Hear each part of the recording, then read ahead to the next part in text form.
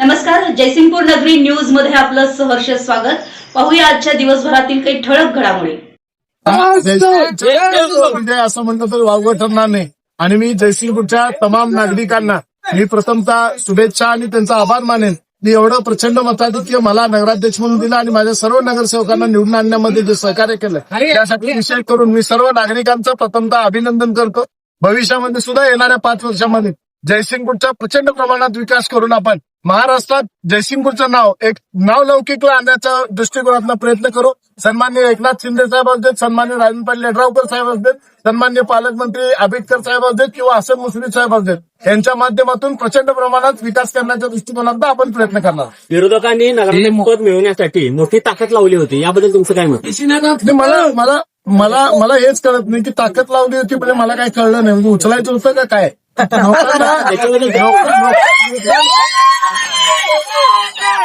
लोकांच्या मध्ये जाऊन लोकांसाठी काम करायला लागतंय. 5 वर्षांनी एकदा येऊन त्या पावसाळ्यातल्या छत्र्या उगवल्यासारखं 5 वर्षातनं एकदा येऊन जयसिंगपूरची नगरी ही एक शाहू महाराजांनी वसवलेली आणि अतिशय म्हणजे दृष्टी असलेली नगरी आहे.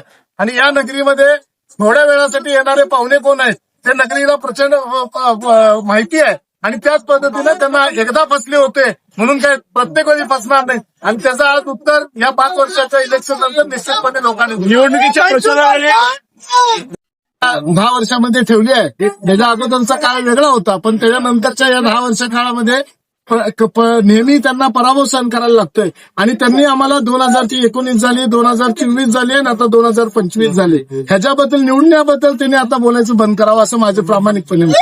विकासामध्ये आपलं खूप मोठं योगदान मला येणाऱ्या 5 वर्षामध्ये मला आणि माझ्या सर्व नगरसेवकांना लागणार आहे. आणि निश्चितपणे आपल्याशी सगळ्यांशी म्हणजे प्रत्येक नागरिकाशी प्रत्येक प्रभागामध्ये त्याची चर्चा करून त्यांना काय जे हवं आहे ते नगरीला देण्याचा निश्चितपणे येणाऱ्या 5 वर्षामध्ये आम्ही प्रयत्न करू. मग त्या माध्यमातून त्यांच्या आरोग्याच्या विषय असू दे किंवा सगळे सुखसुविधा पुरवण्याच्या दृष्टिकोनातून हे निश्चितपणे लोकांना विचारून जे जनतेला पाहिजे ते देण्याचं प्रामाणिकपणे काम करते. शेवटचा जाता एक शेवटचाच प्रश्न. आता आपण निवडून आल्यानंतर जयसिंगपूर शहराच्या विकासासाठी पहिलं कोणतं काम आपण हाती घ्याल?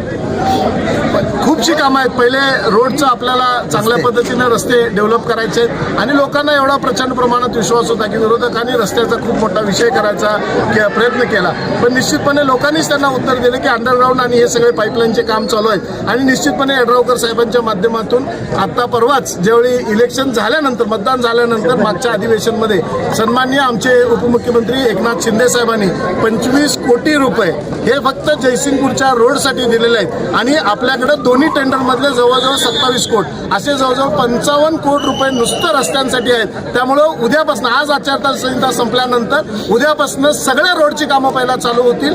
त्याच पद्धतीनं विकासात्मक दृष्टी ठेवून भ्रष्टाचार विरहित मला स्टॅम्प द्यायला लागत नाही.